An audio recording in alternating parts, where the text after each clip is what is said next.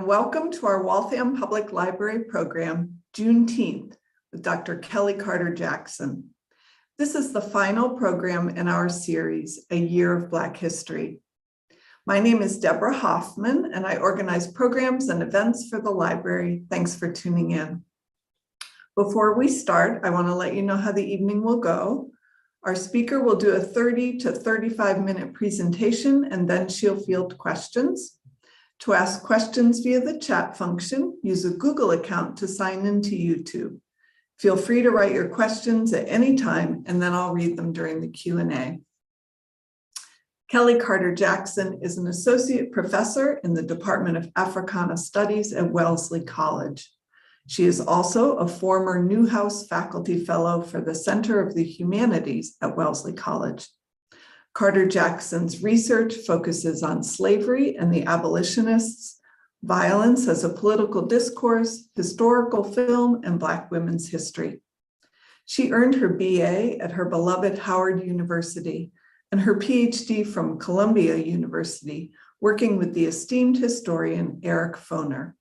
Her book, Force and Freedom, Black Abolitionists and the Politics of Violence, examines the conditions that led some Black abolitionists to believe slavery might only be abolished by violent force. Force and Freedom was a finalist for the Frederick Douglass Book Prize, winner of the James H. Broussard Best First Book Prize given by the Society for Historians of the Early American Republic, and a finalist for the Museum of African American History Stone Book Prize Award for 2019. Thank you so much for joining us tonight, Dr. Kelly Carter Jackson, and welcome back. And remember to unmute. Hey, welcome back. It's so good to be here. It is so good to be here. Thank you so much. I am a good friend of the Waltham Public Library, and it just makes me so happy to be able to be back and be in conversation with you. Even though it's virtual, that's okay. We're still in conversation, and it's really exciting. So what I want to do today is talk about the history of Juneteenth. It's coming up on us fast and furious. It will be here before you know it. We're about a month out. And now is a good time, I think, to start thinking about and planning for how you might want to celebrate this year, given that this will be really the second year of it being an official national holiday. A lot of people have been asking me like, hey, what can I do? How can I get involved? How can I share this, holiday with my kids? What are some traditions that we might want to consider? And I want to talk about all of that. I also want to talk a lot about Black joy, because when we talk about Black History Month in February, I think there's a moment of looking back at really hard times, looking back at slavery, looking back at segregation and racism. And I think June for me is a way of thinking about Black Futures Month. It's a way of thinking about how we might imagine, how we might create a world that we all want to live in. And I think something about Juneteenth makes me very happy and hopeful. And so that's what I want to talk to you about today. So I'm going to share my screen with you. Give me 1 second. I had this perfect. Oh yes, here we go. Okay. And let me maximize this. Okay, there we go. So the history of Juneteenth, a celebration of freedom. So for those of you who don't know, the idea of Juneteenth, June 19th is what it's abbreviated for, comes really about 2 years after the Emancipation Proclamation, which freed a lot of the 3.3 million of the 4 million people enslaved during the time. A lot of other slave states and even border states had already started the process of freeing their slaves. But in Texas, freedom came much later. And so it's not until you get General Brigadier Benjamin, who comes and says basically, hey, I have come to bring freedom to the people who are enslaved here, and to really give them what they should have had, which is the Emancipation Proclamation, freedom through the Emancipation Proclamation. And so when Abraham Lincoln issues this in 1863, the idea is that it's going to impact all of the enslaved that are in the states that are in rebellion within the Confederacy. And to some extent, that's true, but there's caveats put on the Emancipation Proclamation. You have to sort of free yourself if you are enslaved. You have to either run away or you have to wait for Union troops to come and pretty much gain control of that area and declare it for the Union. So when we think about the Emancipation Proclamation, I always like to remind people of the Emancipation Proclamation first, before we get to Juneteenth, so that you have some context, so that you understand that it freed all the enslaved people only in rebelling states. So if you were in Maryland, if you were in Kentucky, if you were in Delaware or Missouri, which were slave-holding states that did not secede with the South, that remained in the Union, you could still maintain control of your enslaved property. Now, these states wind up, as I said before, freeing their enslaved property because by this time the writing is on the wall. But the Emancipation Proclamation frees 3 million of 4 million people. About 250,000 enslaved people are living in Texas during this time. So by the time Union soldiers get to Texas, which takes them about another 2 years or so, on June 19th, that is when they finally get their freedom. Now, there's questions about whether or not enslaved people actually knew that they were free and were pretty much being held hostage by their slaveholders.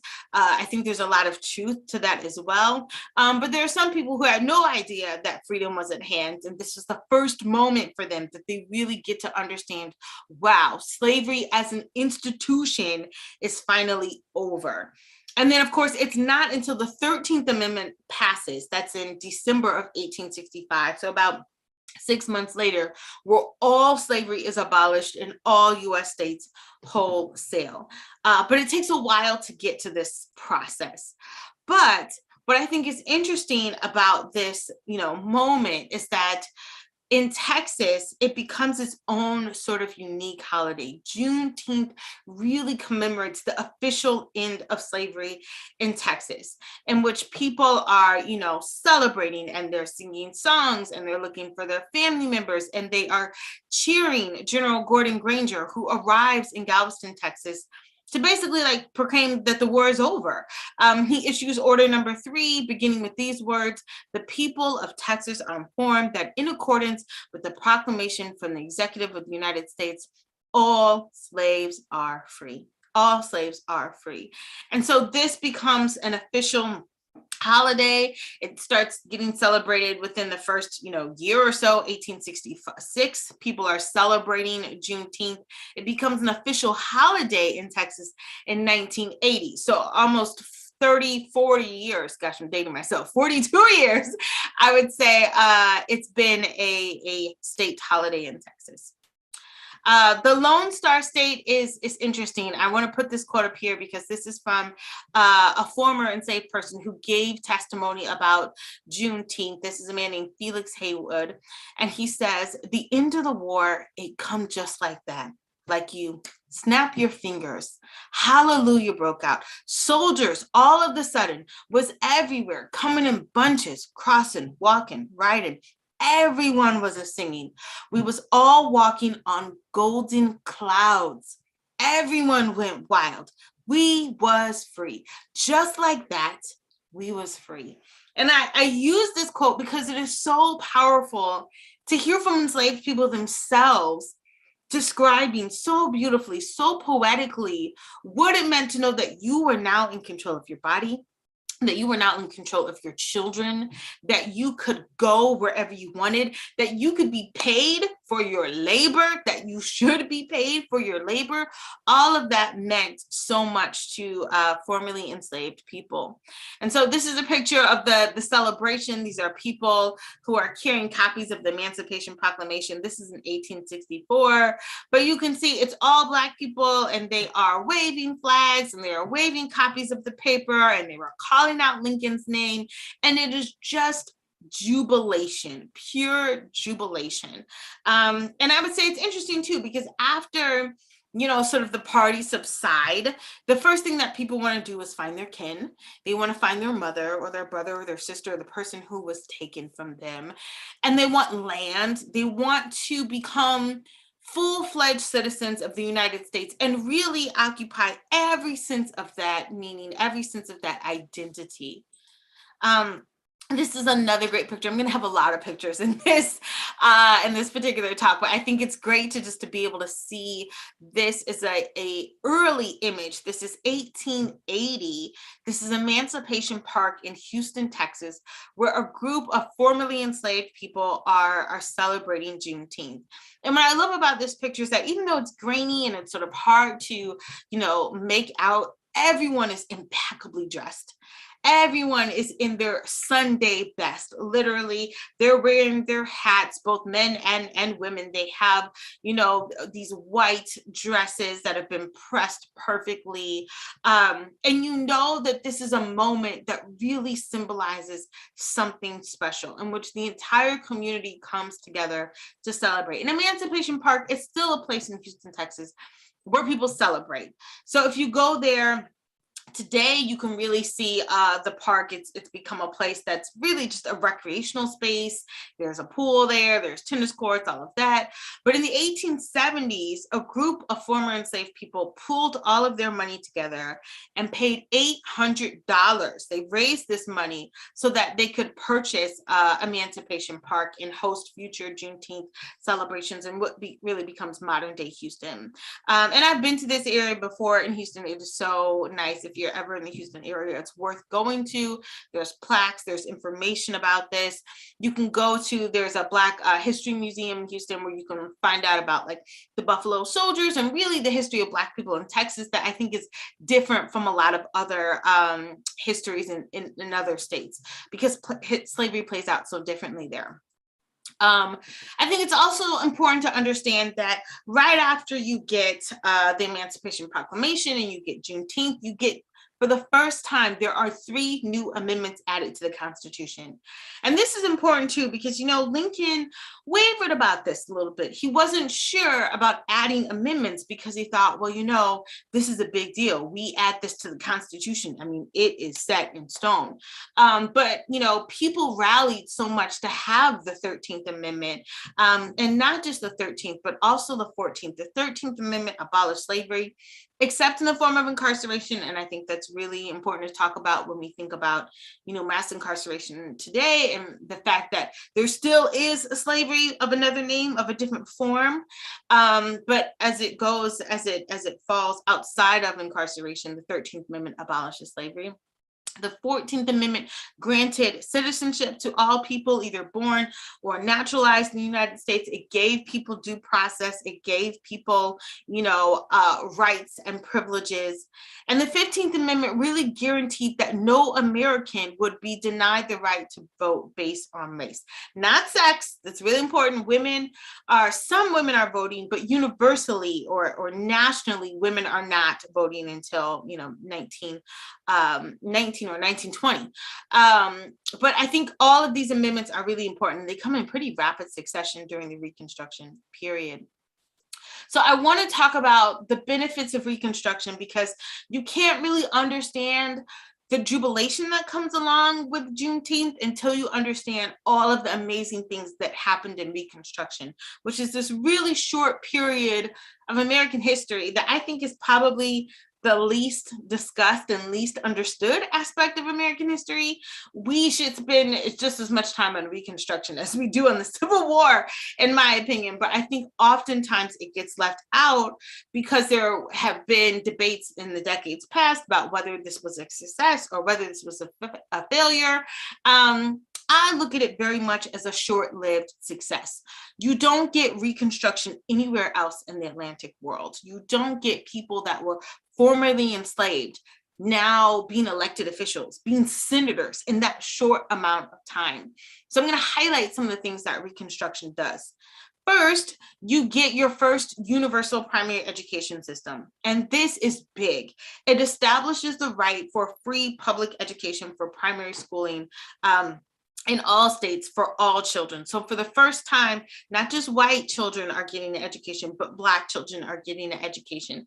And in some places, Black children are actually getting a superior education, that so many resources had been poured into Black communities who were majority illiterate, who really were robbed of the ability to be able to read and write during slavery. Now they have an opportunity to go to school. And these schoolhouses are packed.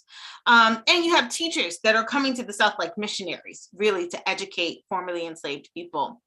You also have the first public health departments to promote public health and sanitation and to combat the spread of epidemic diseases. And this is really important because, you know, you have about 750,000 people that die in the Civil War. That number is debatable, but hundreds of thousands of people died. More than in any other war.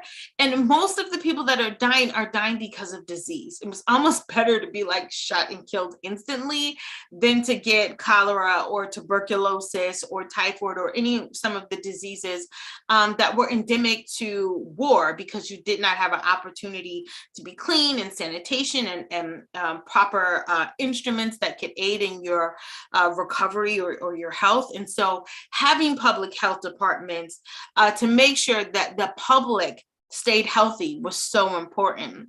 You also get the first major piece of civil rights legislation.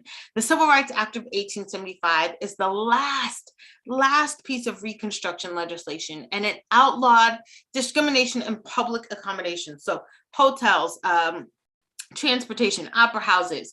This is a huge tribute to Charles Sumner. Charles Sumner was a senator in Massachusetts. You may know him well if you're from Massachusetts or were educated in Massachusetts. Charles Sumner dies right before this legislation passes. And so it's a real honorific moment to say, like, for everything that you fought for, Senator Sumner, this piece of legislation is for you and for all Black people that don't want to be discriminated against. So if you were an elected official from South Carolina and you came up to Washington, D.C. to work, and there was no hotel that would take you in, or no train system that would allow you, or transportation that would allow you to ride up front or to not ride in the back, this legislation outlawed all of that. Now, this later gets overturned by Plessy versus Ferguson, but that's another lecture. So now I want to spend time just showing you a lot of images. So these are one of the first schoolhouses that you could see all throughout the South, in which, you know, Black children were being educated. These schools could sometimes house hundreds of children, sometimes in one room or over the course of 2 or 3 rooms. You might have children that were educated from as young as 3 years old to all the way up to adulthood. There were grown adults that were learning for the first time how to read or write, and some of them were attending school with their children. These were the first BEOs. BEOs are Black elected officials, and shorthand. And this is where you get your first, you know, Black members of the House of Representatives. You get Hiram Revels, you get Blanche K. Bruce. These are senators that are coming from Mississippi. Mississippi has never had a Black senator. And to be able to know that they had one now during Reconstruction, too, in fact.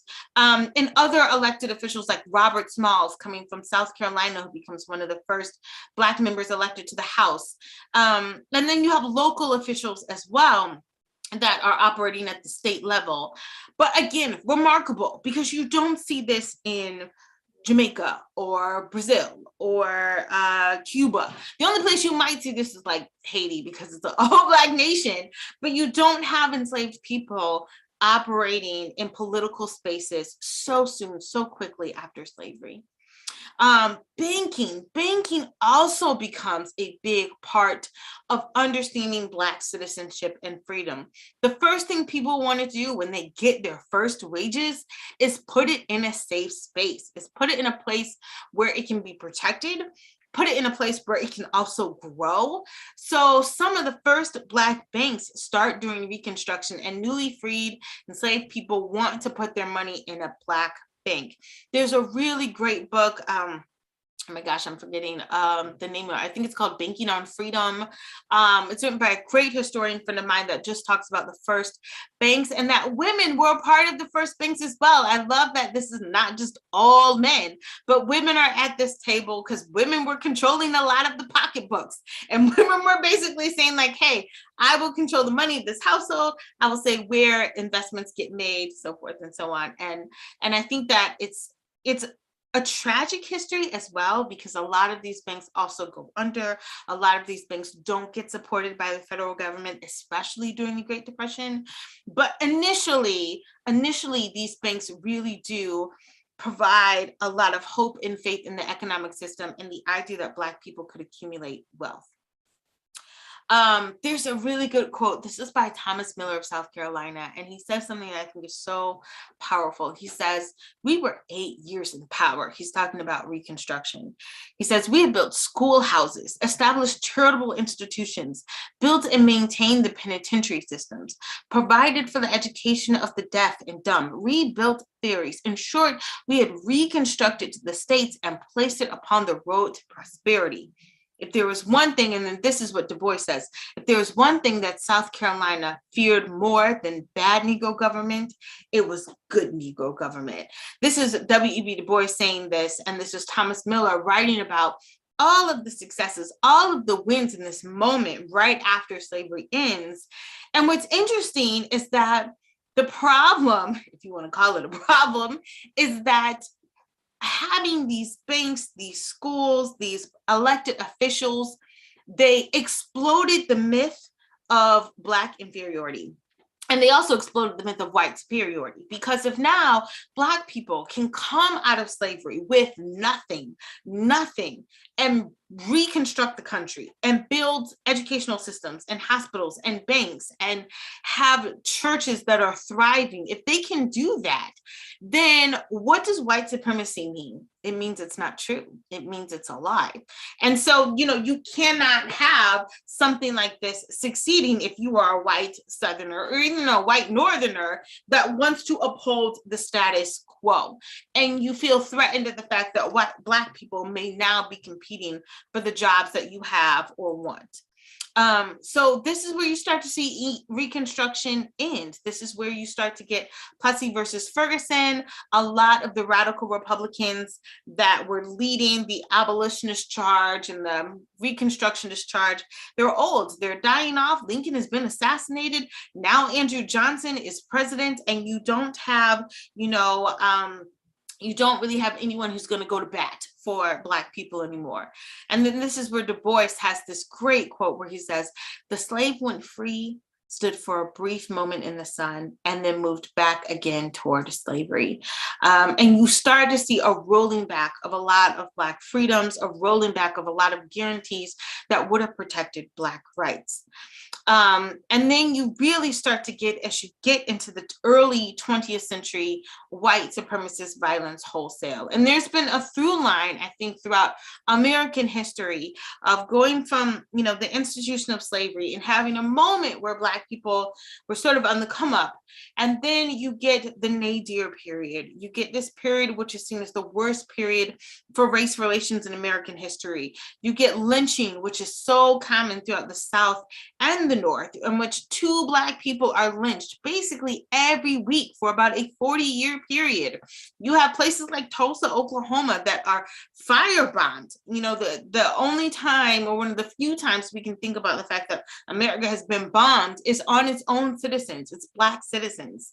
And then when you think about the battle for segregation and integrating schools, you think of Little Rock 9. And even when you fast forward to a couple years ago, just thinking about January 6th and the storming of the Capitol, white supremacist violence has been a through line as a backlash to Black progress and Black comeuppance. But I think it's interesting because there's this great quote that I love that is by Imani Perry. And she says it's so important that we not necessarily focus always on the history of violence, that Black people are more than that. She says racism is terrible, but Blackness is not. American racism, she says, is unquestionably rapacious. To identify the achievement and exhilaration in Black life is not to mute or minimize racism, but to shame racism, to damn it to hell. The masters were wrong in the antebellum South when they described the body-shaking, delighted chuckle of an enslaved person as simple-mindedness. No, that laugh, like our music, like our language, like our movement, was a testimony that refused the terms of our degradation. In the footage of the protests over the past several weeks, she's talking about the summer of 2020, we have seen Black people dancing and chanting and singing. Do not misunderstand. This is not the absence of grief or rage or distraction. It's insistence. And what you saw in Juneteenth and what you saw during Reconstruction was Black people insisting on their rights, insisting on their humanity, insisting on their citizenship, and saying, regardless of what white people think, I'm going to be a human being and I'm going to carve out joy for myself. So I show these images of Black people celebrating Juneteenth because it really is intended to be a celebration. It's intended to be a jubilee. The day is a moment where we can look back at these pictures and again, see people celebrating Juneteenth all throughout the South, primarily in Texas. But you start to see Emancipation Day celebrations really spread out all throughout the country. This is Richmond, Virginia. Celebrating Emancipation Day. I'm not sure on the year on this. I believe it's in the 19-teens or 1920s. I would say closer to 1919. It's probably a better estimate, but I would have to check for the picture. Maybe 1921. It looks like 1921, but I'm not sure of that. This is another picture. This is celebrating children celebrating Juneteenth at a Dallas fair park at a fair park in Dallas. This is 1952. I love it because it's a very post-war World War II moment, and you see little Black kids in their uniforms, and this was Black people's 4th of July. It was Black people's 4th of July. It was a moment in which they could feel patriotism that included their story, that included their identity. And I think that is so important. Black people have always been patriotic, have always been committed to service. And in a lot of ways, we credit Black soldiers for really turning the tide of the war in the Civil War. It's not just the Emancipation Proclamation, but Lincoln also says, for the first time, we will allow Black men to fight, which is radical. Basically, to say, enslaved people, you are now within your legal rights to take up arms against your slaveholder and not be out of bounds, right? And not face repercussions, not from the North. And that's huge. So military service is a big part of that, that love of patriotism and love of country. This is another drill team that's parading in Minneapolis, Minnesota. The first time I was at a Juneteenth celebration was probably in high school, because I went to high school in Texas. But after I became an adult and I moved around a lot, my husband and I lived in North Dakota, and I actually helped put together a Juneteenth celebration in Grand Forks, North Dakota. And I was so shocked when I was like, you guys are celebrating Juneteenth? And it was the military base, actually, because it was a big military town. It was a military base that put this whole thing together. And they're like, hey, you're a historian, you want to help us out with these exhibits? And I was like, absolutely. But it was fascinating to me that there were people outside of Texas that were celebrating Juneteenth. This is another picture I think is great. This is Miss Juneteenth. There are a lot of pageants that take place during this time as well. And this is in Denver, Colorado. Such a beautiful chocolate girl. I love it. Love the crown. Love the sash. Love her wave. It's just like there's pure joy in that moment too. You get a lot of pageantry around this time. I'd say especially in the South. Denver's not really the South, but people love a good pageant. You get parades. Parades are really big. So this is Austin, in Austin, Texas, celebrating Juneteenth. And as I said before, this is a state holiday. Now it's a federal holiday, but this was a state holiday first. And so people would, have bands that would come all over. You might have the high school band. You might have the local HBCU like Prairie View or Texas Southern that would come and perform and march down the street. Sometimes you would have Black cowboys, which I think is really cool, or a callback to like the Buffalo Soldiers, in which Black people would march. But the marches and the parades, I think, were some of the most like public displays of just fun and festivities that I remember. But then there's also the food. Gotta talk about the food. So the color red is so important for Juneteenth because red represents perseverance and it represents bloodshed. And it is a way of acknowledging like what has been lost, but also like the resilience of Black people. And so typically when I'm cooking for Juneteenth, I make sure that almost all of my ingredients are red. So we absolutely do a red velvet cake. We do watermelon. We have red drinks. We will do hot dogs and burgers. We will have like I'll have a bowl of strawberries. Last year, I made this really good. It's red cornbread. So you can see like the skillet in the picture, but you use beets. You basically like blend up beets into it, and there's a whole bunch of ingredients that go into it. It was so good. You put bourbon in it. Oh my God, it was so good. And my kids loved it. And you drizzle maple syrup on top, and it was delicious. So we have a lot of fun in our household when it comes to Juneteenth. There's also, if you're not a fan of cooking, but you like watching cooking shows, I love watching Higher in the Hog. So this is on Netflix. It is the perfect blend of history and culture and culinary cuisine, and it's all about Black cooking. But I think it's the third or fourth episode, it's only 4 episodes, where they talk about just the history of food in this country. And so they go from Africa all the way, back to the United States, from the South and all over the country. They talk about things that I didn't even know were a part of Black cuisine, like oysters, like how the original like shucksters, people that shucked oysters, were Black, and that people made really good businesses selling oysters from the sea in places like New York City and in Boston.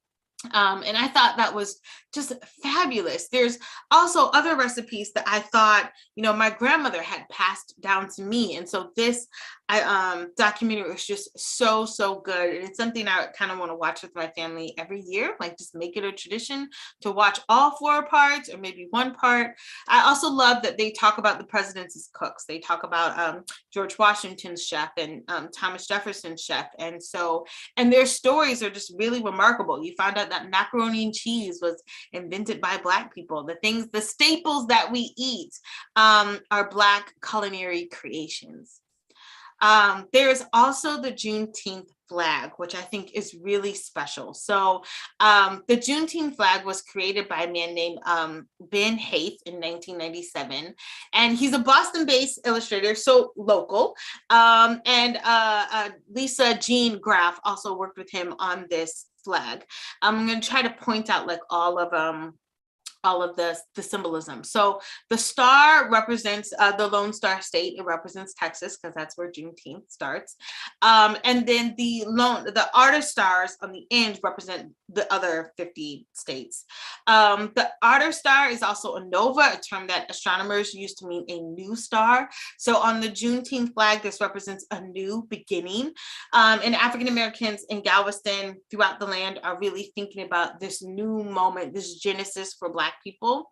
And the curve that extends across the width of the flag represents a new horizon, the opportunities and promise that lay ahead for Black Americans, which I think is really special. And of course, the red, the white, and the blue represents the American flag, and is a reminder that slaves and their descendants are Americans. So there's a lot that goes into the flag. A lot of times you just look at flags and you say, okay, that's cool. But I think that when you start to break this down, it's really special. I always like to think of the quote too by MLK, where he talks about, the arc of justice being long. And I think of that long arc in the flag, and it makes me think like the work is ongoing. The work is not done yet. So I think Juneteenth has really also moved beyond like symbolism and has been used as a day to really call for action. So oftentimes when you go to Juneteenth celebrations, you can see people registering people to vote and saying like, hey, don't let this day pass you by without making sure you're registered to vote. Like, this history counts for something, and it should mean something, and your vote matters. You also see it as a vaccination site. This is what happened last year and early in the pandemic, was like, hey, you want to celebrate? You want to go to the parade? We've set up an outdoor clinic. Have you gotten your shot? Have you gotten your booster shot? Have you gotten your second booster shot? So it's another way to think about how the holiday can be a call to action.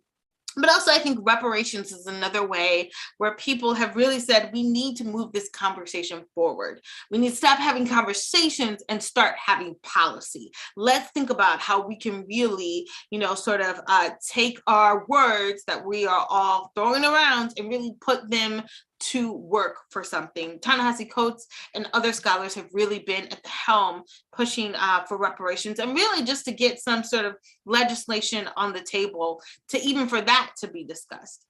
And then, of course, we saw this during the summer of 2020, where people are really pushing back against discrimination in all aspects of their lives. Education is a big part of this. We saw this in, school board meetings and, campaigns against critical race theory. But it's a moment in which people are using this holiday to be thoughtful. So I thought, as I start to wrap up, I wanted to give you this quote. This is by my good friend, Charles McKinney, who is a professor at Rhodes College. And he says some things that I think are really profound. He says, we are not solely the history of fighting white folks. That is not who we are. We are double Dutch in the summer. We are letting out the air of Big Mama's house. We are Uncle Ray's jokes on top of jokes. We are collards and second lines and blue lights in the basement. We are swagger in the midst of chaos. We are reunions and step shows. We are the borough and the bayou. We are the church till 2 and the corner till 4. We are a universe of experiences. And when I think about that quote, it just got me, because as a historian, I'm constantly doing this work. I'm constantly reading or writing or teaching, and it can be exhausting. And it was just so refreshing to hear someone say, we are not solely the history of fighting white folks. Like, we are more than just a battle against white supremacy. And I was like, yes, we are. So I have worked really hard to make sure that I have joy, to make sure that my children have joy. This is another great quote by Zora Neale Hurston. She says, I am not tragically colored. There is no great sorrow dammed up in my soul, nor lurking behind my eyes. I do not mind at all. I do not belong to the sobbing school of Negrohood who holds that nature somehow has given them a low down, dirty deal, and whose feelings are all but about it. No, I do not weep at the world. Too busy sharpening my oyster knife. And I love that, because it's like, I don't have time for this. I love being Black. I'm not tragically colored. I also love it because, when I found out that Black people were a big part of the oyster community, I was like, yeah, sharpening your oyster knife. Like not even that she has better things to do, but that she has even more superficial things that she could be doing, I think is awesome. And then I saw this quote too by Ashley Simple. It says, some of us fight racism by raising our children to know joy. This matters too. And these are my 3 kids. I show this picture all the time because it cracks me up. This is my son and my 2 daughters, and they were in the crib and they were being so silly. And my son is like, hey, Mom, watch this. And he strips down. He's like, ah! And we were cracking up. We laughed so hard. I don't even know how I got the picture. We were laughing so hard. I love how my daughter Jojo has her head way back in laughter. William's laughing. Even Coco the baby is like, what is happening? And there's no super ultra meaning in this. It's just us having fun before bedtime and being silly and having the best just deep gut laugh. And that is so important. You might say, well, what does that have to do with Juneteenth? Nothing. It's about joy. It's about the fact that Black people can experience joy and raise their children to know joy. And in doing so, they are actually fighting racism too. Racism that would keep people trapped within the realm of depression and degradation. So I want people to be encouraged when they think about Juneteenth. I often say that, February is Black History Month. We think about the past, we think about slavery, we think about segregation, but I really want June to be Black Futures Month. I really want it to be a moment in which we look back at this moment in history and say, what is possible? What could we imagine, what could we create? And I don't know if we have time to show this. It's a quick Google video. I don't know if it will work. Let me see. If it works, I'll play it. Okay, I'll play it. It's just a minute. This is Google's ad for Black History Month. It's one of my favorites. Nice.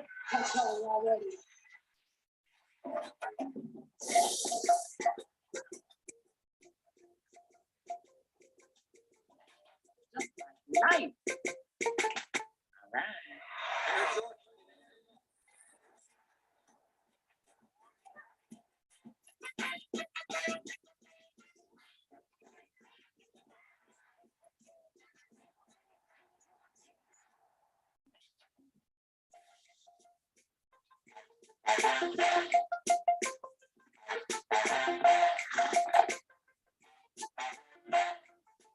Can I get an amen? And welcome to the very first National Upper River Show!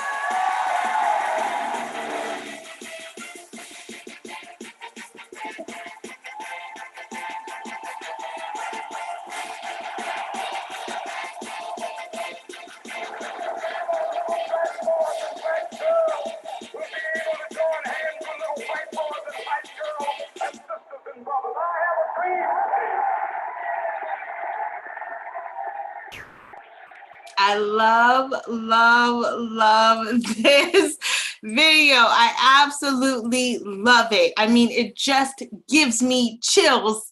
I watched it like 12 times when it first came out. Like, I just love it. And because there's something about it that is so special and just reminds not just the public, but yourself, like how special it is to be Black.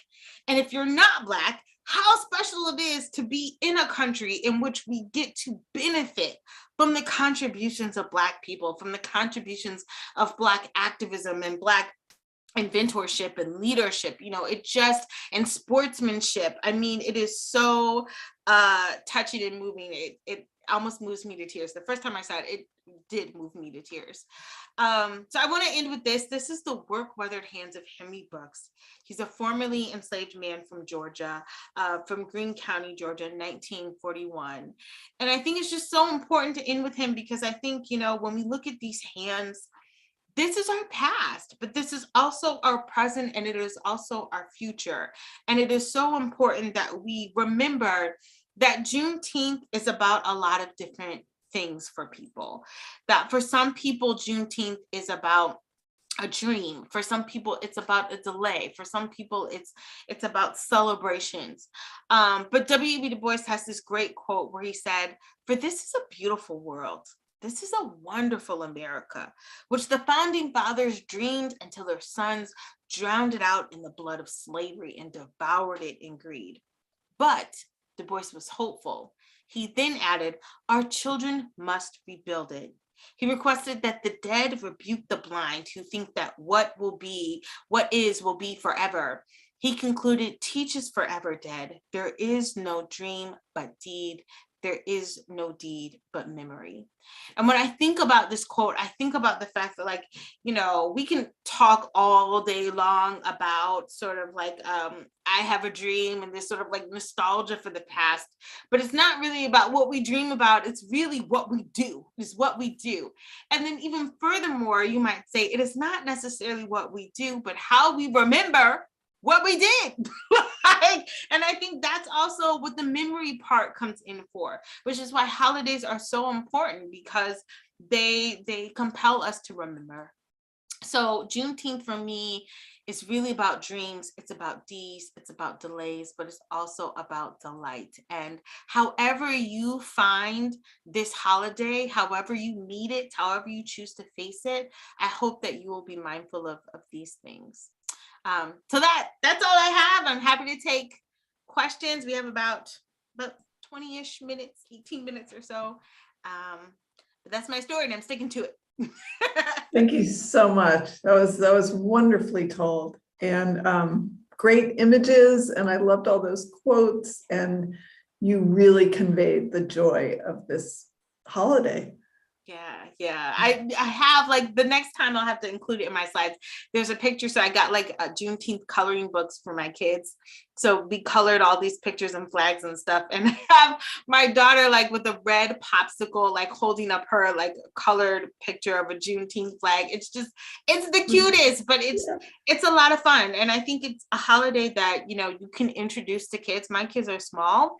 And yet we can't talk about everything, you know, we don't talk about all the hard things, but we can definitely talk about why this day matters and why it's important to celebrate.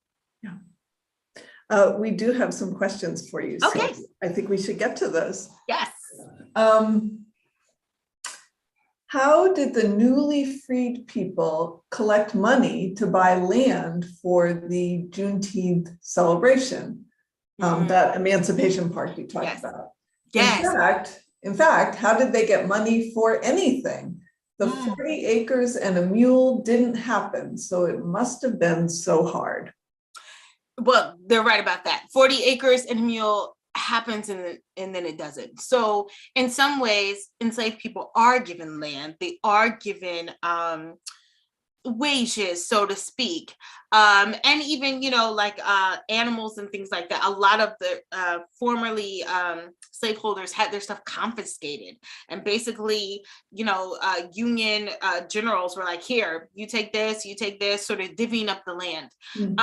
There's a moment in which Black people actually have something, not a lot at all, but something. Andrew Johnson rolls all that back. So when Lincoln gets assassinated and he takes power, basically the former Confederate soldiers say to him, hey, they had to pledge their allegiance to the United States again. And instead of keeping that land that they had confiscated, they give it back to the former slaveholders. So Black people did have it, and then it gets taken away. In some cases, some former slaveholders did give their formerly enslaved small plots of land, and some of them did give wages. And so that wages is really important. Also, people sold out their skills. So people, even during slavery, not just after slavery, but they would, you know, if you were really good at baking and the town knew you had a reputation for cakes, you could sell your cakes and make money. If you were a great seamstress or a tailor or a carpenter, because all enslaved people were skilled. They had skills. They were doing all of the labor. And so there were absolutely ways in which they could outsource their skills and their labors to make money. And then what they did is they pooled all those sources together to buy a home, purchase a church. Oftentimes the church was the first building that they purchased collectively as a group, because you didn't have a lot of money on your own, but you had a lot of money when you pulled it together, or a moderate amount of money when you pulled it together. And so that's how they raised the money for Emancipation Park. Great, thank you. This person wants to know if viewers will receive the slideshow, and I guess I would just say that it will be on our YouTube channel. Yeah, it'll be on YouTube, and you can check it out there. Yeah. What is the search that you used to get the most searched video that you shared, the Google? Oh, Google, that's YouTube. If you go to YouTube and you put in Google Black History ad, it pops up. It's the first thing that pops up. And it was probably one of their most popular ads. I mean, there was still a lot of pushback when that ad came out, because people were like, you can make a great ad, Google, but can you hire Black people? Like, can you hire Black people? Can you promote Black people? They're still having that issue now, but it was one of the most talked about ads of that year. I think that was 2020 or 2019 when that ad comes out. It was really fun to see. Yeah, sharing it. Yeah. What a beautiful tribute to us, and a moment of awakening for anyone that didn't already know this was a pivotal moment in history. Thank you, Dr. Carter Jackson. Oh, thank you. Thank you. Someone else said, yes, I love that I'm able to educate myself in this manner. Someone else said, thank you, rich history. And here's a question for you. How will you spend Juneteenth this year? So this year, I'm away from my family, unfortunately, because this was like, no one was asking for Juneteenth speakers 2 years ago. And now my calendar has become inundated. So I will be actually on June 19th, I will be in Nantucket. I will be speaking at the African American Museum there in Nantucket. We have a partnership with the Museum of African American History in Boston, and it has like a sister museum in Nantucket. And so I'll be giving a talk, probably a miniature version of this, a much shorter version of this. And then afterwards, we'll be celebrating. There's like a festival afterwards. And so there'll be food and it'll be great. I wish I could bring my family, but it's a lot. So I was like, I'm going to fly in for the day and sort of fly out. But I'll be celebrating pretty much all month because I'm giving talks pretty much, as I was telling you before, I'm giving talks all throughout the month of June. You are the woman of the hour. It's crazy, crazy.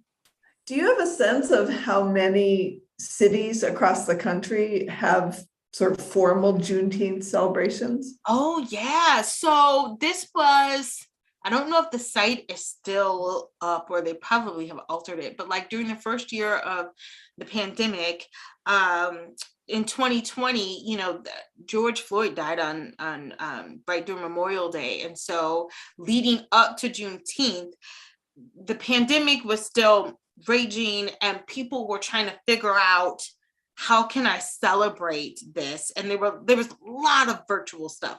So there was a website that you can go to. You could probably put it in Google, a search, but it had like every online thing. I have to find that link. That you could attend to, that where they had like a virtual event. Now, because I think things are much more opened up and people have gotten vaccinated and boosted, there's a lot more things going on. And because Juneteenth is traditionally celebrated outside, because it's like one of the first sort of kickoffs to the summer, aside from Memorial Day, people are doing a lot of things. So I would figure out, most big cities will always have some sort of like either speaker or parade. It depends on what, state you're in. In Texas, Google some stuff. Like you could be inundated. Churches, like every single church, Black church especially, has either a festival or a parade. I went to tons of parties. People have house parties. That's what I did. I had a whole bunch of people in my backyard and we like just barbecued and did burgers and the kids played and that was fun too. So you don't necessarily have to go to like a huge event. You can host your own and just have people come over and just let it be the same thing that you would do for the 4th of July. So if for the 4th of July, you would go to the beach or you would, for me, Juneteenth is about a day that I prioritize joy. So it's not necessarily, I have to go to this lecture or I have to go to this XYZ. For me, it's like, kids, what do you want to do today? We're going to celebrate Juneteenth. You want to barbecue? They love burgers. Do you want do you want to go to the beach? We went to the beach last year and we had a lot of fun. It's just about bringing joy and then talking about why this holiday matters to us. So there's a lot of ways you can seek out opportunities, but I would also say instead of seeking out opportunities, find ways that you can create opportunities for yourself, for your neighbors, for your family members. Great. Yeah. You are going to be busy. That's for sure. Yeah.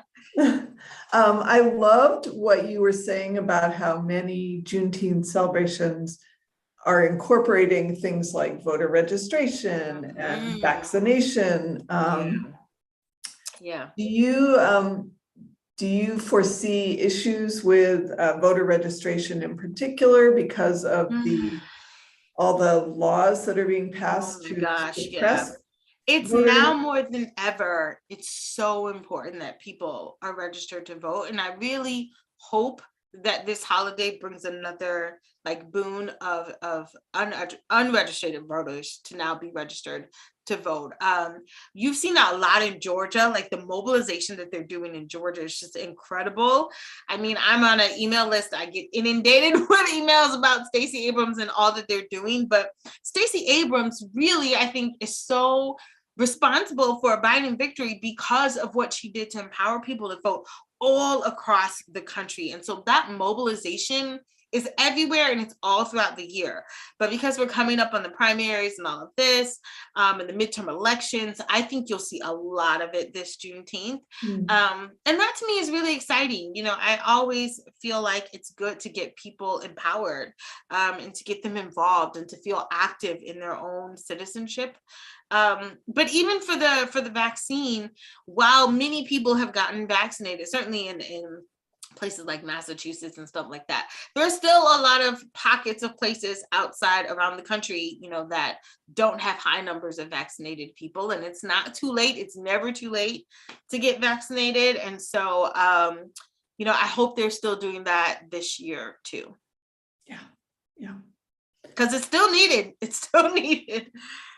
Yeah, no, we are still in a pandemic. Yes. Yeah. And we still need to vote. Yes. Yes. Here's another question for you, or maybe a comment. I hope that history is taught better today. I learned about the Pilgrims, the Revolutionary War, the Civil War, carpetbaggers, something, and then World War II. we need to do much better on this. We do. That's something, you know, that I'm working hard on. A lot of my colleagues are working hard on. You know, the fact that we don't talk about Reconstruction a lot is still really grievous to me. You know, it's such an exciting period, and it's such a period that to me mirrors everything that we are experiencing today in a lot of ways. So, you know, we're working hard to sort of change the textbooks, but I think it's also something we can do this at a collegiate level, at a college level. But it's really the K through 12 that need, you know, parents and activists to say like, hey, we want these books in our library. We don't want these books banned. You know, we've seen like a wave of censorship that I think is really disturbing. And, you know, if you believe in the freedom of speech, if you believe that these stories need to be out there, then I think it's so important to make sure that the books you want to read and your kids want to read are on the bookshelves. And that, you know, if you don't like the textbook that your kids are reading, you know, going to your school board, your superintendent, and saying like, hey, you know, we want Black history included in our education. We want it to be a priority.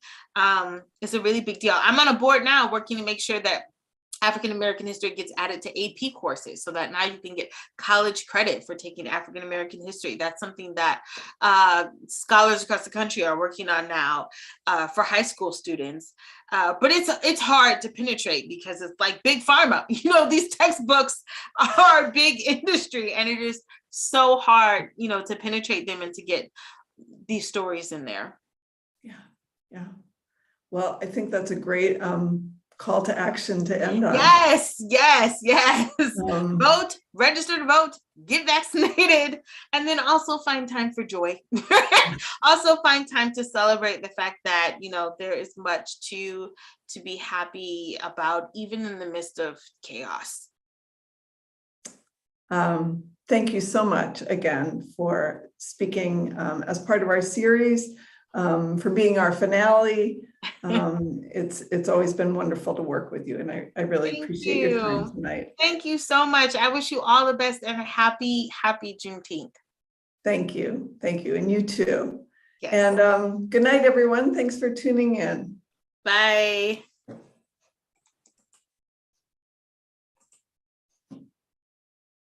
Okay, I'm hopping off. Is that it?